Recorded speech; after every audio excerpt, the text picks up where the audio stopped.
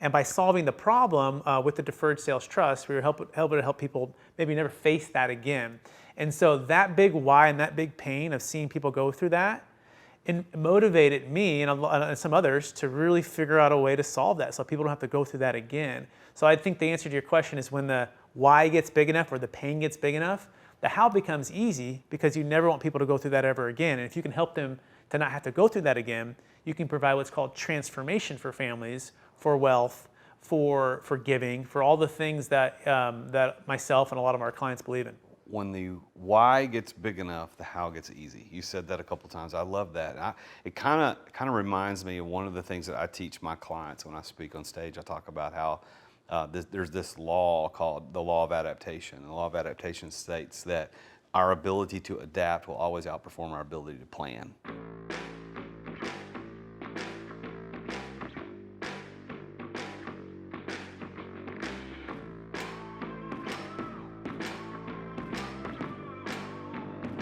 In today's ultra-competitive business world, being a successful entrepreneur or business owner can be very challenging. Fortunately, contemporary times have blessed us with resources for tackling those challenges and getting us to success more quickly than we could have imagined. Welcome to The Root of All Success with the real Jason Duncan, a podcast that explores how the world's most powerful entrepreneurs grow incredible companies. This podcast looks at the 5 keys to unlocking success as an entrepreneur. A successful educator turned entrepreneur, Jason's mission is to use his gifts of teaching and leadership to help others get the results they want out of life. Join Jason every week and learn the keys to grow a truly successful business. Welcome back to another episode of The Root of All Success. I'm the real Jason Duncan. Thank you for tuning in. No matter where you're listening on any of the podcast players, I just want to take a second to thank you for listening. I know that there's a bazillion podcasts on planet Earth that you could tune in and listen to, and I appreciate you taking the time today to tune in and listen. And if you haven't subscribed, I would really appreciate if you would do that because the subscriptions kind of make us, that and reviews kind of make the show up in more people's suggested shows. And the more suggested shows, the more people listen. The more people listen, the more people get the benefit of learning how to be successful as an entrepreneur. So please leave a 5-star review if you think we deserve it. And if you don't, send me an email. Let's talk about what I could do to make the show better for you. We also do this, of course, it is syndicated on the C-Suite Radio Network, so it goes out to all of the podcast players. And we're honored to be a partner with C-Suite Radio Network, one of the nation's largest independent business radio platforms and podcast platforms. But we also do this on YouTube. So if you're not watching this right now, you should go to YouTube. Go to youtube.com/C for channel /The Real Jason Duncan, and you can see these episodes as we video them. Normally we video these in Nashville, but we're on location today. As you can see, we're in the Sacramento area in California. It is a gorgeous day here, and we're at our Airbnb right here in Citrus Heights, which is just north of Sacramento. And our guest drove over today to be a part of the show. He lives local to here. So we're really happy to be doing this tour, this podcast tour this week in California. We've got, I think, 11 guests lined up to be on the show this week. So as you watch these or listen to these, well, these will all be produced and released simultaneously on the podcast player. So again, thank you for being here. Thank you for listening. Thank you for everything. I'm the real Jason Duncan, and I help entrepreneurs learn how to exit without exiting, which is a way to get out of your business without selling it to a third party, yet maintain all of the tax and all of the financial benefits of business ownership, which is really interesting because I do what I do and coach people to do that. And our guest today is going to have a unique perspective on this whole how you exit and how you pay attention to tax benefits, et cetera. But we'll get there in a minute. I don't want to get too far ahead of myself. The episode's sponsor for today is Onenine, Onenine, 19. And the reason they are the sponsor is because I'm actually a customer of theirs. And what they do is they manage and host your current website. So most entrepreneurs, most small business owners, just like me, just like you, they had a website designed at some point in the past, whether your sister did it or you hired somebody to do it or you did it yourself. And it's really not amazing. You know, it's adequate, it's got information on it, but it's not really doing its job. And you can't find the person who built it. You can't go back and get that guy or that lady who did it, and they're MIA, or they've gone out of business, or they want $1 bazillion to redo your website. Well, what if you had the opportunity to have a company host, manage, update, and protect your website permanently for a small, flat monthly fee? That's what you get with 19. You can go to managemywebsites.com/root. managemywebsites.com/root, as in root of all success, for a special discount code. You can save up to $600 a year on their managed services for your website. And it's perfect. Ever since I switched over to them, I had a great web developer who designed my site, therealjasonduncan.com, but I needed more updates and needed things. And so rather than having to go back to my web developer every time to update things, I just have 19 manage it. And I've got a dedicated project manager. His name is Steven, the guy that does mine, works on my stuff. And he just sent me this morning 5 updates, things that they did. Just so you know, we did this, and this over the weekend. Everything's working. They check all the links for you all the time to make sure everything works. And it's fantastic, and it's a small monthly fee. Anybody can afford it. It's fantastic. Go to managemywebsites.com/root. And thank you to 19 for sponsoring today's episode. Okay, now let's introduce today's guest. Today's guest is one of the best in the nation at teaching people how to defer capital gains taxes, so that he sets something up called the Deferred Sales Trust. It's something he kind of puts together to keep people out of capital gains tax jail. So if you've got capital gains or a 1031 exchange issue that you're trying to figure out how to do, you can set up a deferred sales trust. He actually is one of the top speakers in the nation on this concept. He has a podcast, which I will be a guest on just after this show. We're going to be filming his show. But he talks to people, high net worth people, about how to protect their assets in some unique ways to permanently defer those capital gains. And I know I'm probably screwing up some of the technical stuff on this, but that's why he's here. We're going to talk to him about that. But I want you to know that there is a way that you can do this. You can manage your sales tax, or not sales tax, but capital gains taxes in a way that you probably have not ever considered before. So Deferred Sales Trust is one of these things that you can do. So our guest is a certified broker here in the state of California. He's done over $190 million worth of deals.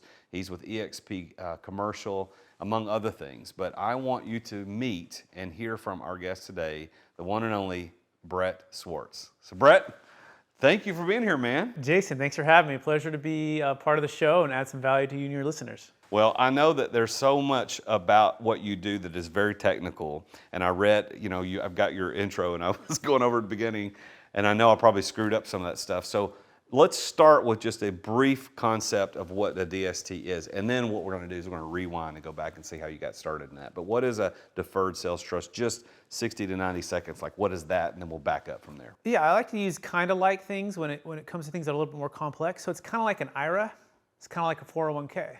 Right? What do you do with that? Well, you put money into this tax-deferred vehicle, and you don't pay tax until you receive it. So a deferred sales trust is kind of like an IRA in that upon a sale of a highly appreciated asset, cryptocurrency, business, primary home, investment real estate, you can move all of the proceeds into the trust, and you can defer the tax until you start receiving payment or distributions. So just a way to defer, exactly what it is, deferred sales trust. So you can defer the money and the taxes to some point in the future, which essentially leads to what you refer to as optimal timing, right?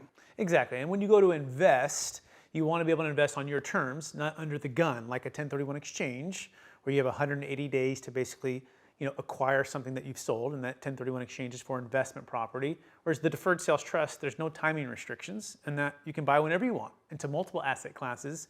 You can dollar cost average. You can put in stocks, bonds, mutual funds, real estate, another business venture, all tax deferred on your timing without having to feel pressure to overpay for a property. All right, so that's what it is, and I'm sure that the more details about that as we dive into your story is going to come out. But how did you get started as an entrepreneur?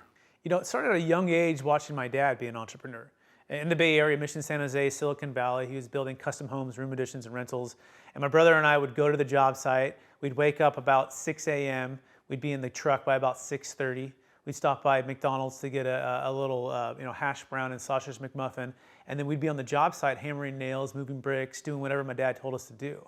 And these were, summers that were just spent building houses and seeing him and my mom own rentals and property. And so I knew at a young age I probably wanted to do something within real estate, something that I could do myself. Went away to college, studied, Bible and theology, and I also got a business degree, and also had a chance to take an internship at Marcus & Millichap, which is a commercial real estate brokerage firm. And I fell in love with commercial real estate and the ability to make a lot of wealth, help a lot of people, solve a lot of problems. But that was really the beginning, seeing my dad and my mom, and then getting a taste of commercial real estate brokerage. So are your dad and mom still around? They are. They divorced at a young age, and that's also part of the story, right? Because I knew at a young age I wanted to be able to make enough wealth and not have to feel pressure with the family. So I went from family having a lot of wealth, doing very well, to living with my mom the majority of the time, and my dad having a lot of the wealth and not necessarily paying as much to my mom. So we were kind of separated in that sense. And so wealth has always been something that we really wanted to do well at and succeed at, so that we didn't have to feel pressure with the family. So that's also part of the story as well. What do mom and dad think about you now that you've become so successful and off the heels of kind of watching them do it at a young age? Sure, no, they love it. I mean, they always inspired me and always believed in me, and always, knew that I, kind of the thing of you can do whatever you set your mind to and work hard enough. My brother and I were the first to graduate from college, so that was the first big step. They wanted to make sure we graduated from college.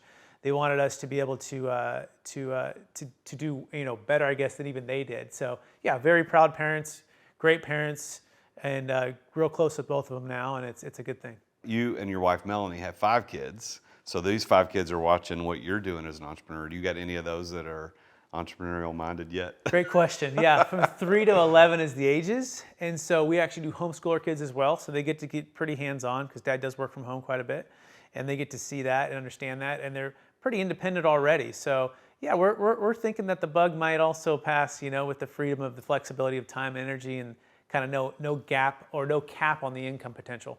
So I've got, my 2 kids are 21 and 18, and I don't see in them yet any of that entrepreneurial, but I wasn't an entrepreneur until I started my first big company 11 years ago. So I envy in some ways people like you who have kids are younger and you're already succeeding in a big way as an entrepreneur, because I know that what that's going to feed into those kids. So I'll be interested to see what happens to those kids over time, because I think entrepreneurs change the world. I love entrepreneurs, man. I want to invest in entrepreneurs. Couldn't agree with you more. It's solving problems, being creative, being innovative, and helping people create more jobs, all of the things that entrepreneurs do. And yeah, I have a sense that at least 1, 2, or 3 will probably follow in the footsteps for sure. Well, so you had your mom and dad doing the rentals and doing the construction, and you fell in love with commercial real estate. So at what point did you decide, hey, I'm going to do my own thing as an entrepreneur in the real estate space? Yeah, once I felt I had enough value to add by building a team and helping more people do something that I couldn't do, that I needed someone else. And so not that we always aren't masterminding and getting coaching and getting expertise, but it was a good 5 years of blood, sweat, and tears at Marcus & Millichap, learning from some of the best in the business, right? And once I gathered that knowledge, I felt confident that I could take it to a different level and start my own thing. And I think it's always kind of been in the blood of sports. I played basketball and football growing up, team captain and, on scholarship and doing that kind of thing. So I've always kind of been a natural leader, right? And I've loved to lead and coach. I love as much making the pass as scoring the bucket. But it's been in kind of like one of the giftings that I have as far as coaching and encouraging people to do and be the best that they're capable of being. So once I had that expertise, once I had something really of value, like the thing we're talking about, the Deferred Sales Trust, it was kind of a natural progression of now is the time to launch and to go. And what year did you do the launch and go, and what you're doing now? Yeah, it's kind of in pieces. Officially kind of completely cold turkey from everything else was about 4 years ago, okay? Oh, wow. So it's relatively new. Relatively new on the capital gains tax solutions front, although the capital gains tax solutions expertise started about 11 years ago when I was at Marcus & Millichap, right? So learning about it and developing it, and it's almost like doing like a case study or a beta, right? To see if it would work for my clients, would work for other agents, work for myself, because I am a broker by trade who is now an expert in the Deferred Sales Trust, who now teaches other brokers, financial advisors, on how to become an expert in the Deferred Sales Trust. So you're sort of on commercial real estate, you're kind of on your own because it's 100% commission, no salary, no benefits, you're a 1099 employee. So you're kind of already a semi-entrepreneur in that sense, but you're still working for a larger group, right? Whereas capital gains tax solutions is officially on my own, right? And it's my own team, and everything is on me, if that makes sense. And so that company, Capital Gains Tax Deferral Experts, that's the name of the company. Capital gains tax solutions. Capital Gains Tax Solutions. So that company started officially 4 years ago, but based on 11 years of experience of building the concept. I say the 10,000 hours of the blood, sweat, and tears, right? Yes. Of the, the rejections and the overcoming the objections and solving the problems and being creative and working with the tax attorney who's like the brain surgeon who created one of my business partners, and working with a co-founder who's the financial advisor. And as a team, collectively, and that's the beauty of this transaction, it takes a team of professionals to execute it. It's the most challenging, rewarding, amazing thing, but it takes a team to work together. So yeah, kind of perfecting and understanding that. It's like learning another language, right? There's a 1031 language, there's an entrepreneur language, there's different tax dialects of this to help build wealth, and that's what the Deferred Sales Trust is. I love that explanation. I don't think I've ever heard anybody say that before, so I want to kind of dig into that. So the tax language, the language of tax, and then you went further to say a dialect. So like in English, the English language is a language, but there's dialect. Like I'm from Nashville, so my southern accent sometimes comes through. You're from California, you have the Californian accent. There's people who live in Wisconsin. So there's dialects, but the language of taxes is one thing, but then there's this way to interpret it and how you speak it. That's a unique perspective. How would one as an entrepreneur learn those languages to their benefit? Because most entrepreneurs I know don't understand the tax side of it at all. Yeah, when the why gets big enough, the how gets easy, right? And that's part of the story at Marcus & Millichap. Things were going very well. I was learning a lot. I was growing. This is 2006. 2008 hits, and it's a complete mess, right? And especially Sacramento, one of the highest booms and busts in the entire nation. Lincoln, which is also local to Sacramento, is one of the fastest growing city in America in 2006, okay? And then it completely crashed. Yeah, so you're looking at a big bust. And during that time period, my clients, friends, and family lost half or lost everything, due partly because of this 1031 exchange of having to feel forced to overpay for properties. Entered the Deferred Sales Trust, and also I'm brand new in the business. I'm looking around, just barely making it. Wife at home, first baby on the way, and it's like making a little bit of money to zero overnight.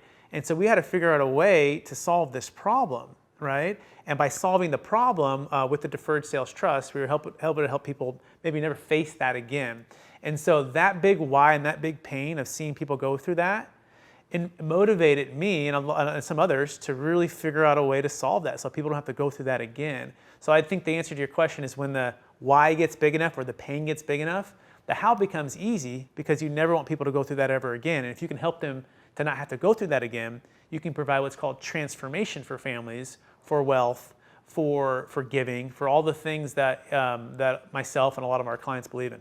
When the why gets big enough, the how gets easy. You said that a couple times. I love that. It kind of reminds me of one of the things that I teach my clients when I speak on stage. I talk about how there's this law called the Law of Adaptation. And the Law of Adaptation states that our ability to adapt will always outperform our ability to plan. And I think it falls in line with what you just said. When the how gets big enough, the why, or when the why gets big enough, the how gets easy. So we've got life is going along just fine as an entrepreneur, as a real estate investor until 2008, and then bam, plans out the window. But our ability to adapt will outperform our ability to plan, and that's what happened for you and happened for so many people. I mean, would the DST concept have ever materialized had the 08 crash happen, or does that just part of the story? It's a great question. It's hard to say because it has been around for 25 years. And it's been thousands of closes and billions under management. And this is even before my time. So my business partners they're the co-founders that really get this thing going. Part of, I think, one of my unique parts of the story is taking it from a commercial real estate perspective and a broker's perspective and really kind of niching onto that marketplace. And now we're really in the crypto space as well, and we've branched out.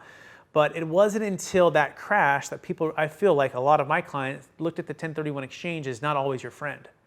And again, a 1031 exchange, we believe, is like the blockbuster way of doing things. And so would Netflix be around if people weren't frustrated with returning movies within 3 days, or having to rewind it, or sometimes going there and it's not there, right?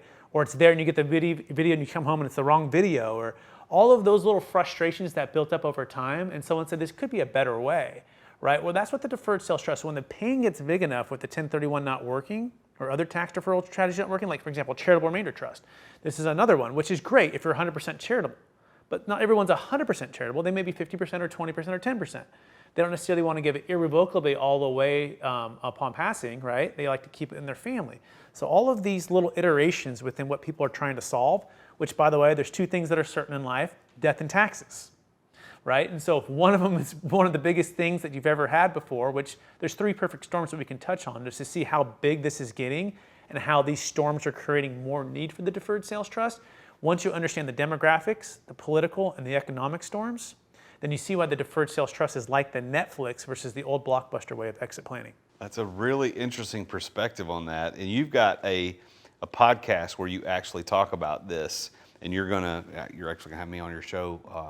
We're recording that right after this. So I would encourage everybody to go to your podcast. Tell everybody how to get to your podcast. Yeah, capitalgainstaxsolutions.com, and you can also search that on YouTube as well, iTunes, Spotify, any of the major networks. Capital Gains Tax Solutions. Search that word or go to capitalgainstaxsolutions.com. So it's Capital Gains Tax Solutions, plural.com, and you can hear more specifically because I would love to get into all of details about how the DST works, but that's not the purpose of this show. The purpose of this show is talk about how you became so successful. But I want people to go listen to your show because I think the people that listen to this show are entrepreneurs or wanting to be. And I can tell you that one of the things that I just said this earlier, they don't understand, people just do not understand the tax game when it comes to entrepreneurialism. I mean, there's so many little things you can do that have nothing to do with deferring the taxes, just avoiding them completely to begin with. And I think that people listening to shows like yours would give them the opportunity to grow. So let's talk about your experience as an entrepreneur, becoming a successful entrepreneur. So let's start with this question. What would you define as the word success? What does success mean to you in your words? Yeah, so I think you got to look at the major areas of everyone's life, right? It's it's the faith, it's family, it's fitness, it's finance, it's leadership, personal development.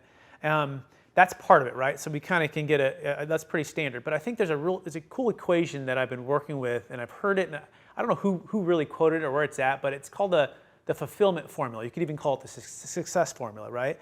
Which is taking the unique gift that we've been given. Like each of us, I believe, have been given a certain strength, superpower. I think they're God-given gifts, and these gifts have been given us to be a blessing and help to others.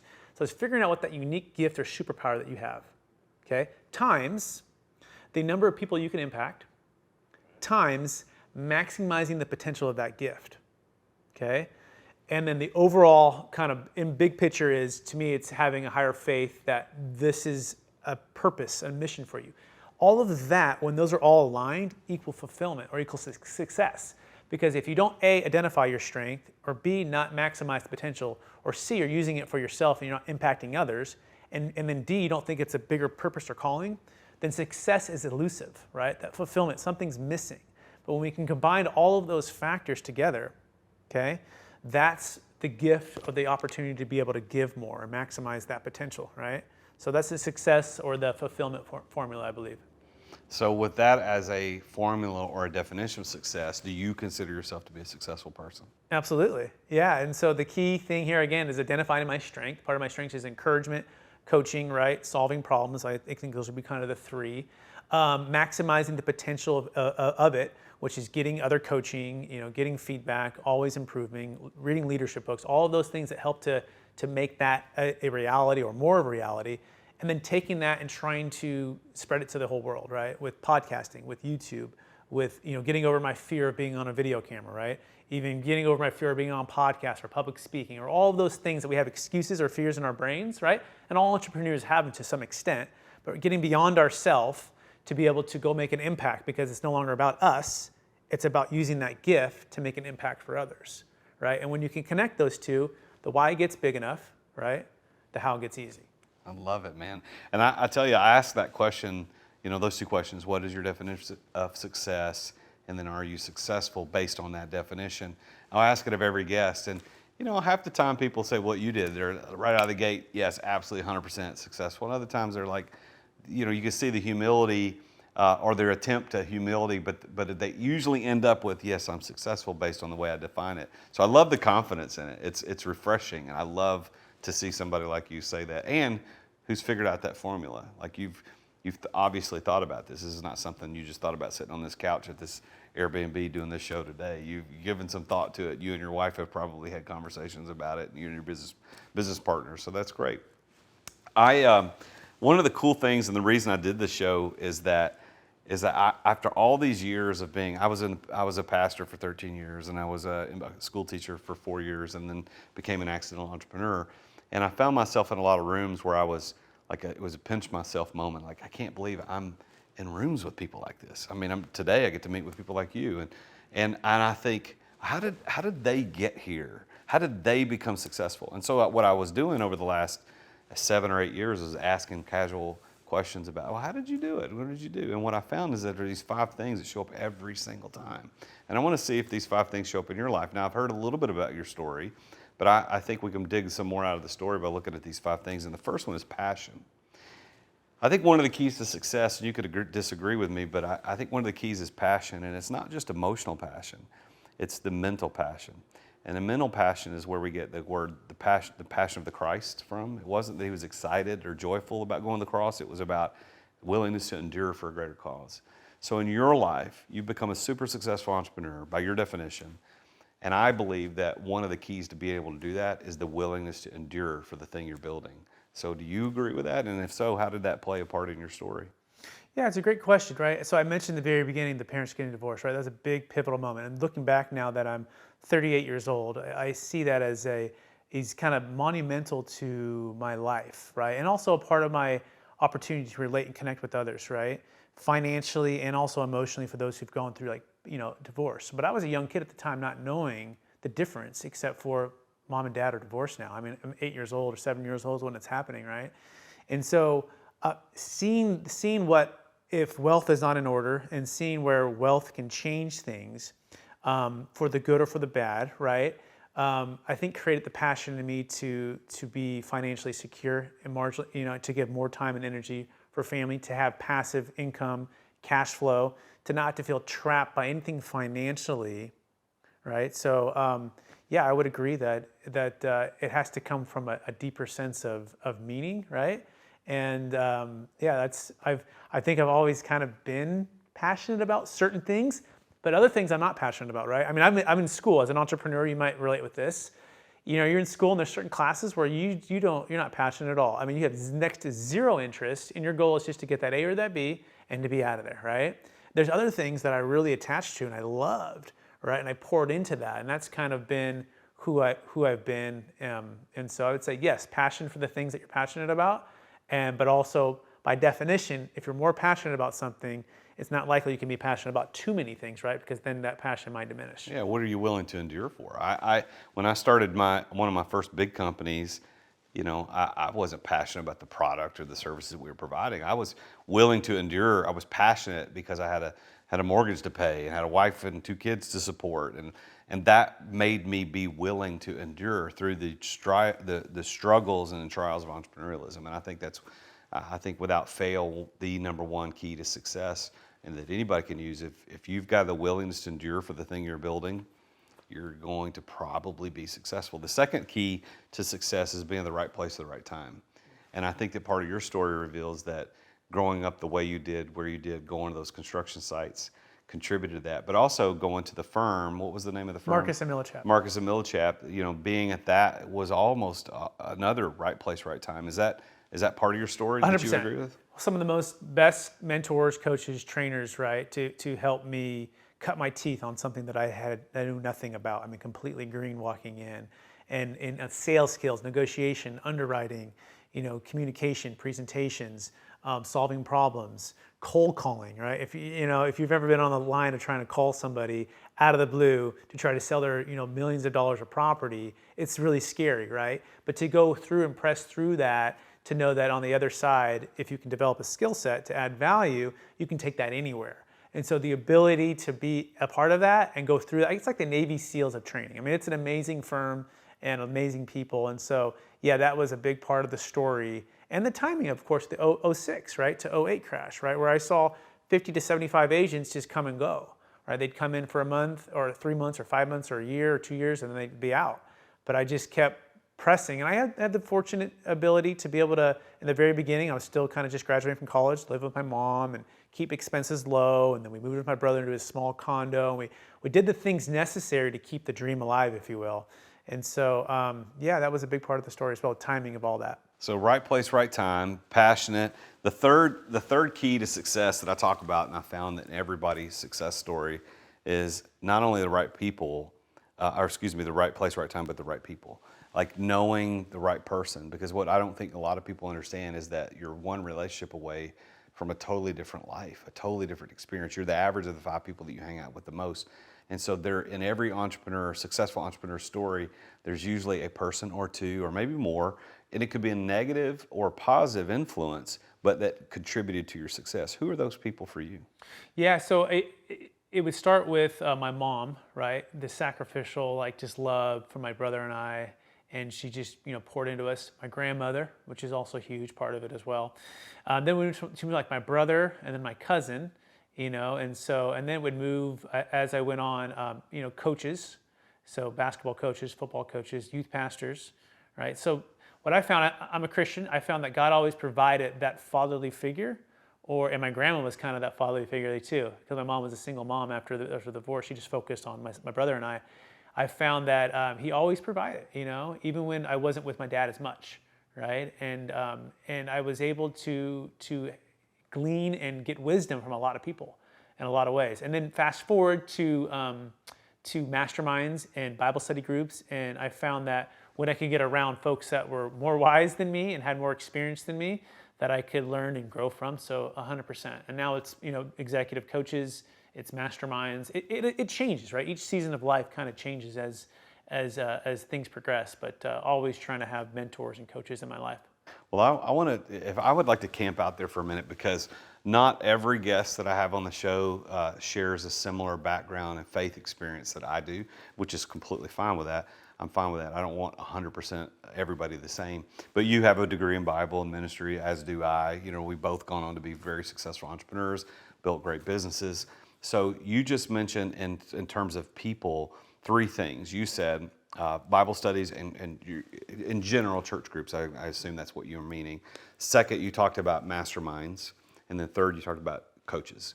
So I would like to dive in on that for a minute, because I think there's probably, in your journey to success, the listeners to this show could glean a lot of encouragement from knowing that there are 3 places. And since we have a similar background in church life and following Jesus, what is it about that helps contribute to your elevation of life and being more successful? Just on that. We'll get to mastermind and coaching in a minute, but just specifically with your experience with church and Bible studies. Yeah, so it's just following what the Bible says to do. So if you believe in the Bible, believe in discipleship, right? And I had to learn that, and you think it would be pretty common knowledge, growing up in church. And by the way, my father, we're praying for him. He's not a believer yet. My mom is a believer, right? And she was all my life. So I had both, I guess, thoughts and reasons for that growing up. And so it's still a divided, that kind of thing, right?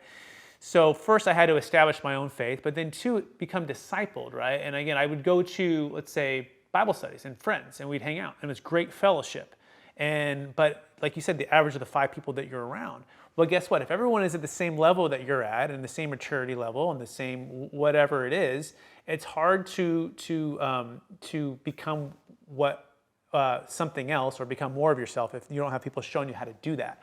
So I remember calling up, I go to Bayside Church. I remember calling up Bayside Church on a random, Tuesday, hey, I don't know exactly what I'm looking for, and I'm in my, mid-20s. I just looking for something a little more serious, maybe it's a little more intentional with the faith. I didn't even know this, it was going to be discipleship or accountability or anything. There's some guys that meet 6:30 a.m. on Wednesday mornings. They're meeting tomorrow morning. Okay, where at? In this random room. Okay. I just show up, and there's 25 guys in a room, and I'm the youngest guy. I'm 25, and there's guys as old as 70, but most of the guys are in their 40s and 50s, okay? And I sit down, and I'm like, okay, this is great. And they say, hey, nice to meet you. We're going to study the Bible. Which I've done that all my life. Pretty cool. First hour goes, I'm like, oh, that was cool. That's easy. I'm a little more intentional, but nothing I wasn't used to. Then they say, hey, we'll take a little break, and we'll come back for the second hour. I'm like, oh, what's that? It's accountability. I go, oh, what's that? Well, we sit down and we start, it's like, hi, my name is Brett. I struggle with this. Well, they start to talk about what they struggled with, right? And there's these common 8 questions that they use that Chuck Swindoll came out with, and they start to ask these questions. And I remember the Lord telling me, this is exactly where I want you to be. And they say, you don't have to answer any of these questions, but if you do, you can have some freedom from these things. So I sat there, and they went around, and they all shared their struggles or their victories for that week. And I got to me, and I said, yeah, I do struggle with that, right? And it was that ability to confess in a way that was in a safe environment, that was encouraging, that was discipleship. And they started to disciple me over a period of time. And that was with my finances, that was with my faith, that was with my family. Some guys had been divorced, some guys had been married for 40 years, some guys had been business entrepreneurs, some guys were doctors, some guys were attorneys. And I got to sit there and just glean wisdom and insight from people, and also have people pray for me and hold me accountable, right? Because that's the biggest thing. Discipleship is not just following, but it's also having somebody lead you, right? And being willing to be led and to follow what I believe the Bible tells us to do, which are certain moral things and faith things. And I started to grow in a way that I've never grown before, right? And my faith started to grow and my maturity. And guess what? When your faith is right, your character and your marriage and your work and everything else, that's a byproduct of what's changing on the inside. So yeah, that discipleship single-handedly, out of all the things I mentioned before, over about a 5-year period of time, changed and matured me more than anything else. And it was just following what the Bible's told us to do. But again, most people either are too afraid to go there, right? And we get in our own way, right? And they don't realize that there's people out there that really care about you. And if you get with the right setting with the right people, it can make all the difference. So I wanted to, and I appreciate that because I wanted to talk about that because I think that there are some people listening who are struggling with how do I get more successful and become better as an entrepreneur, paying attention to faith. And what you just did is you gave us illustration about what that's like. So thank you for doing that. The other thing you said was masterminds. So how do masterminds play a part in your experience of becoming a more successful entrepreneur? Yeah, so iron sharpens iron. It's another biblical concept, right? And so if you're running with other rhinoceroses or lions, if you will, right? Those who are charging forward in their lives and in their business and in their family and their faith and in their investments, you can't help but run faster and run smarter, right? And so by masterminding, I mean, we're sitting down, we're talking about goals, we're talking about vision, and we're talking about best practices. And then we're challenging and encouraging one another to try their things. Now, when we mastermind, we bring in folks from different industries. It's not just the same industry because we want to get other diversity of thought and ideas. And we meet typically about once a month, and we meet for about an hour and a half, and it's very intentional about what we're doing, right? So again, having a big why, having a big vision, and then encouraging each other and also holding each other accountable for action items. If you're not doing that, right, you're kind of on an island, right? And when you're on an island, you don't go as far as fast. So masterminding is a great way to grow. It's again, one of those things where you can easily not do it, but when you do it, you'll never want to not do it again. So you don't have to give away the name of the mastermind or how much it costs to be a part of it. But for people that don't know what that looks like, give us, and share as much as you're willing to, but what's that look like to get involved in mastermind? Because the church involvement, which we just spoke about, that's pretty simple. Like call up a church, figure out how to get involved. But on a mastermind, you got to look for that. There's a financial investment. You again, share as much as you're willing to, but what's that look like for somebody? It depends on the mastermind, right? And so I have a couple. So I have one that I run that's locally here with another gentleman. We partner together, and we don't charge for that. It's something that's just simply the right fit and the right amount of motivation and the right amount of intentionality and commitment to the group. So but it's about an hour and a half of our time that we're committing to once a month. And we typically do that for about 9 of the 12 months out of the year. Another one that we do is a Deferred Sales Trust Mastermind, where it's a chance for people to get introduced to the concept and try to demystify the complexity of certain things. And then there's other ones that I'm looking into that are paid masterminds, and there's nothing wrong with paid masterminds.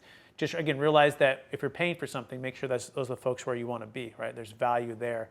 Those, hopefully that answers the question there. Yeah, I think what I think most people need to know is that this mastermind concept, because I run a mastermind as well. I got group coaching that I do, and then the mastermind's kind of a separate thing because it's a different focus. But I think that a lot of people have heard about it, They just don't know how to get involved, and I love that you're doing one, and I love that you're doing one where you don't charge, but there's time commitment, and then you have one that's very specific in its goal, but you're charging for that. Yeah, and I also have a coaching program as well.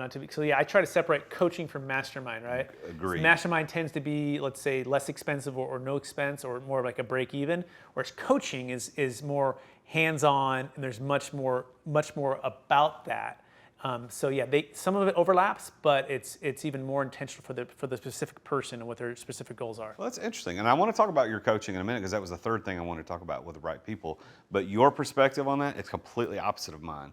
Doesn't mean either of us are right or wrong, but in my experience, like for instance, my coaching cohorts are one price, but the mastermind is much more expensive because the commitment is a lot higher and it's for a longer period of time. So.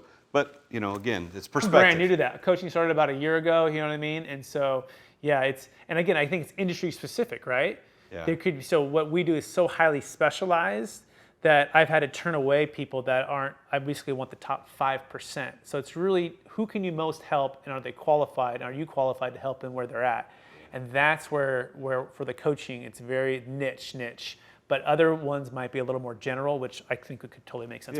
Yeah. Well, so for instance, my coaching cohort is called the Exit Accelerator, and I do a 12-week cohort where we meet for 8 times and we talk about very specific, these are the 4 things you have to do as an entrepreneur if you're ever going to exit your business. Whether it's exit without exiting, which is what I teach, you don't have to sell it, or if you actually want to physically sell the business, or financially sell the business, there are 4 things. So that cohort is this flat fee for a 12-week experience, and then to move beyond that, the mastermind that I do, which, well, I don't want to get into that because that's about me, but the mastermind I do is a year-long commitment, and there's a much more involved, but you've got 2 levels. You got the level of people that haven't yet exited, and you got the level of the people that have, and they're helping the people who haven't. So, well, now on the third part of that, on coaching, how have coaches helped bring you to the success level that you're experiencing today?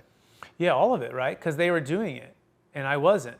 And so they're showing me how they do it, and they got a chance. And I'd say coaching mentors would be the 2, kind of, right? So again, you got to kind of separate that too, because a mentor is a coach, but then you can also have private coaches. So find someone who's doing what you want to do or become, and start to model their behaviors, their habits, their actions, their systems, their processes, right? Tony Robbins says as well, it's like success leaves clues, model the successful. So it's simply, yes, getting with them, spending time with them, committing to them. Go help them solve a problem, right? It's not about, the moment you start adding value is the moment that you know as much about that person's business or the solving a problem they're trying to solve. Otherwise, you're probably wasting their time. So this goes for clients, and this goes for coaches. So if you're going to want someone to mentor and coach you, go add value to them, right? Or pay them for their time and their energy, right? And then guess what? They're more naturally to mentor and coach you. So it's an art and a science for sure, right? But it's changed everything for me. Without my coaches and mentors, I would not be who I'm in today or have the success that I've had today. I love it.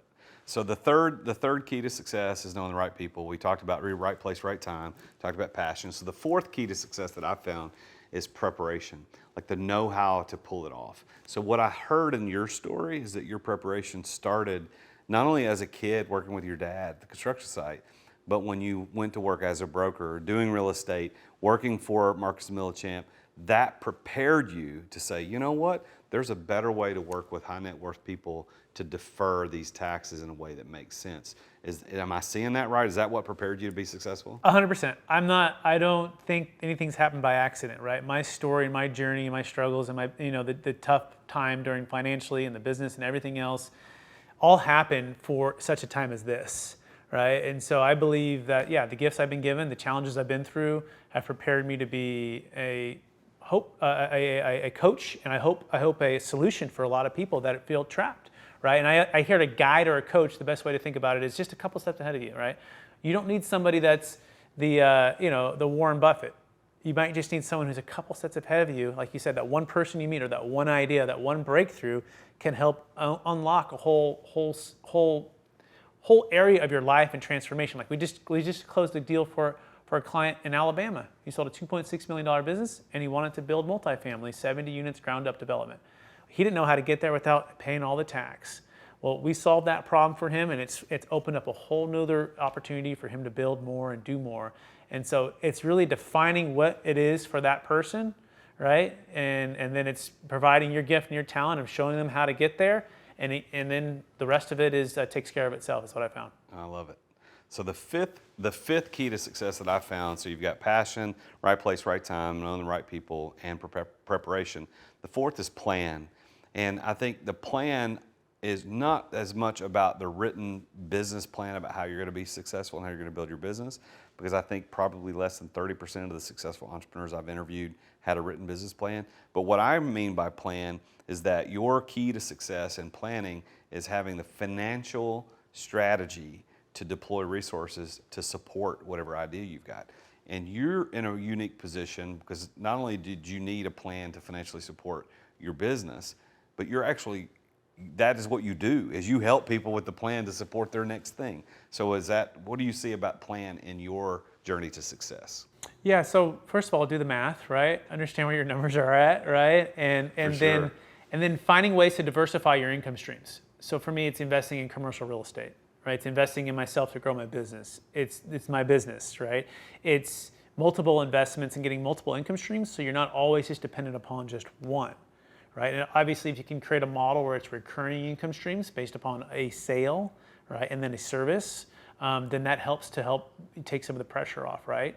So, so the answer is yes, and the answer is math, and the answer is planning, and the answer is all of the things that you should be doing as we know as business professionals with budgeting and investing and planning. But it also includes hiring professionals that are tax professionals, right? I have my own CPA. I'm not a CPA, right?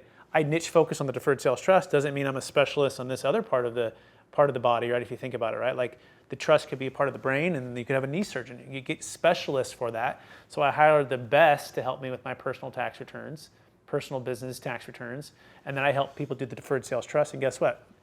They do the tax returns too for the business trust, right? So the key is hiring the who, not being the how, and then doing the math and planning accordingly.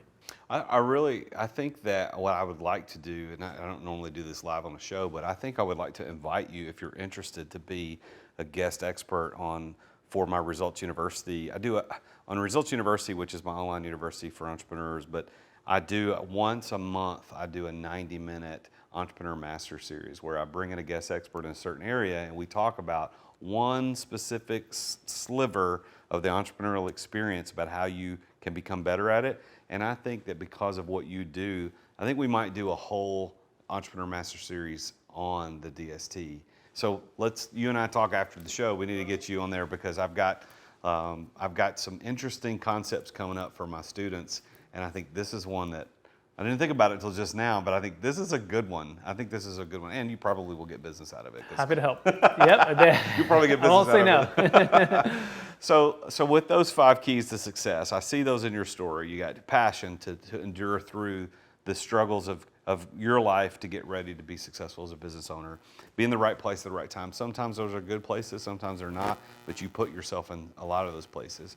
Knowing the right people, and I love that we got to dive into your faith story and how being a part of Bible studies and accountability groups and discipleship groups, masterminds, and hiring coaches helped get you there, because I agree with all 3 of those. And I'm doing the same thing. I pray every day. I pray for Father to send people in my life that I may disciple and that someone who could disciple me. And I do that for my wife and my kids as well. And I lead masterminds. I'm a part of a mastermind. I have coaches, and I am a coach. So I'm glad we got to dive into that a little bit.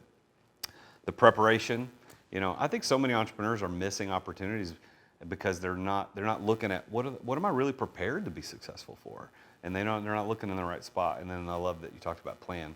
So now let me ask you this question. It's kind of one of my final questions I ask on the show every time. There's people listening to the show right now that haven't started yet. They're sitting at their 9 to 5, they're still working it, they haven't broken out yet. What advice would you give to him or her to get ready for the next thing? What would you say? Yeah, learn to work harder on yourself than you do on your job. Work hard on your job, you'll make a living. Work harder on yourself, you'll make a fortune. And this is by a gentleman named Jim Rohn, R-O-H-N. And the idea is not to make a bunch of money, although that's cool because you can help a lot of people. But the idea is to become everything you were created to be so you can make a difference and have fulfillment and live out, I believe, again, the God-given destiny you were given. So what does that mean practically? Well, practically that means you're working on your dream, part-time as you're working on your job full-time. And eventually, Hopefully that dream or that vision or that business can become your full-time thing. But what time and energy are you putting into developing your skill set, developing a plan, and actually getting the coaching and the mentoring, everything we're talking about in order to transform your reality of 9 to 5, stuck in the the W-2 job, let's put it that way, to where you want to be, right? And again, full disclosure, what did I do at Marcus & Millichap when everything hit the fan? And I was making next to zero overnight. I started working side job hustles at Cheesecake Factory. So by day, I'd make cold calls, negotiate with banks, help my clients, and by night, I'd work at Cheesecake Factory. I worked the same time, I'd be cold calling. And at one point, a client that I'm trying to sell his buildings in the other room, a $3 million property, I'm about to serve him, egg rolls, avocado egg rolls, right? I'm doing that nights and weekends. I'm working basketball tournaments. I'm moving with my brother into his small condo. We did that for 2 years. The guy at Cheesecake Factory said, "Hey, what are you doing? If I hire you, you're going to sell a deal for $50,000 and you're going to walk away." Because I will not. And he goes, "How do I know you won't do that?" Because I have a baby at home. I'll give you my word. If you train me and bring me on, I will be here for 2 years, no matter what I do at Marcus & Millichap. And that's what I did for 2 years. Nobody really knew except my wife and like my brother and a few friends. And underground, I would sneak off from Marcus & Millichap to be at Cheesecake Factory. So I was willing to do what no one else maybe was willing to do. Some people said I was crazy. Go get a real job. You got a baby at home. You can't afford health care. Why are you living with your brother in this small condo, right? All of these things. But I said, you know what? I believe I'm at the right place, even though I'm not making the right amount of money I need. But if I do these couple things, move with my brother into a small condo, my wife had to bless it. She blessed it, right? Make the why big enough for our vision. Work these side jobs and hustles. I was able to retire from Cheesecake within 2 years. 2 years and 1 day, I give my notice, by the way. Doing those things created the journey as well, right? So what are you willing to do? You can look up honey badger on YouTube, okay, and just start studying that animal a little bit if you want some inspiration, right? But I literally was willing to do and just take my pride and my ego away and be like, at the end of the day, if it means that if I do this for a couple of years that I get over here, then I'm willing to do that. Again, if the why gets big enough, the how gets easy, be willing to take your pride and your ego out of the way and go work multiple jobs to make it work. Man, that's really, really good. That's a great story, man. I hope you tell that a lot because that is a really, really good story. What other final thoughts do you have about success in general you want to leave our listeners with today? Yeah, just know that that again, you were created. I believe you were created to go do amazing things for your family, for your community, for the world. And if you have an entrepreneur dream inside of you, that belief in yourself and getting around those who are going to believe in you and encourage you and challenge you and hold you accountable, why not? Why not you? Why not now? Give it a shot, right? And again, if that means starting a YouTube channel to start to talk about what you do, that means getting the side job, means getting that real estate license, it means doing whatever that is, the thing that you want to be doing, take those steps, to do those things. And looking back, it's been a 11 plus year journey, right? To be where I'm at. But I wouldn't trade it now, you know what I mean? Those things, they were tough years for sure, but I wouldn't trade it because it's giving me the chance to help other people, help other people that were at my spot at one point, not sure if you're gonna make it, not sure how to do it, not sure who's gonna show up to help you, but kept pushing and had enough support from my wife, from my family, from church, family, all of those things help. Don't do it on your own. Don't stay silo just in a box, right? Know that you can reach out and people will help you out. I love it. How can people get in touch with you? Yeah, you can go to capitalgainstaxsolutions.com where we have all of our stuff on YouTube. You can also go to experttaxsecrets.com if you're looking for ways to use the Deferred Sales Trust to help grow your business. And those are the two main spots. And then for any of those who are in commercial real estate and want to learn how to use the Deferred Sales Trust to grow your brokerage business, you can check out Expert CRE Secrets, where I'm a part of EXP Commercial, and we can help you also grow your business there. And we have a whole nother line of business as well there. All right, so check the notes in the description of the video or the podcast player so you can find out all that. So, well, there you have it, folks. We have yet another amazingly super successful entrepreneur in Brett Swarts, who's sitting here with me today. And those 5 keys to success of passion, place, being in the right place, right time, knowing the right people, preparation, and plan happen in his life. And those keys will unlock success for you as well. All you have to do is look for those things in your life. Put yourself in the places. Go out there and meet the people. Prepare yourself. Think about, what are you prepared to be successful at? What is it that's unique to you? What is your God-given superpower? Brett talked about, like, we all have that one unique thing that's in there. Go find that. Invest in a coach to help you figure out what that is. I remember where I was when I figured out what my superpower was. And I was at a retreat that I paid a lot of money to go to with some high-powered speakers, and they were talking about how to find your unique talent, your unique thing. And my wife was actually with me, and we were sitting at this event, and the speakers, the coaches were talking about it, and we looked at each other and like, well, what's my thing? And we wrote down what we thought it was, but it didn't meet one of the criteria that the coach had kind of explained. It has to meet this criteria. So then that's when I figured out that God put me on this earth as a teacher. Like, that's my superpower. I love teaching people. And once I figured that out, life changed. So invest in a coach, invest in a mastermind, invest in somebody to help invest in you. Just like what Brett talked about, we've got to invest in ourselves more than we invest time in our jobs. We got to invest in ourselves. So do that.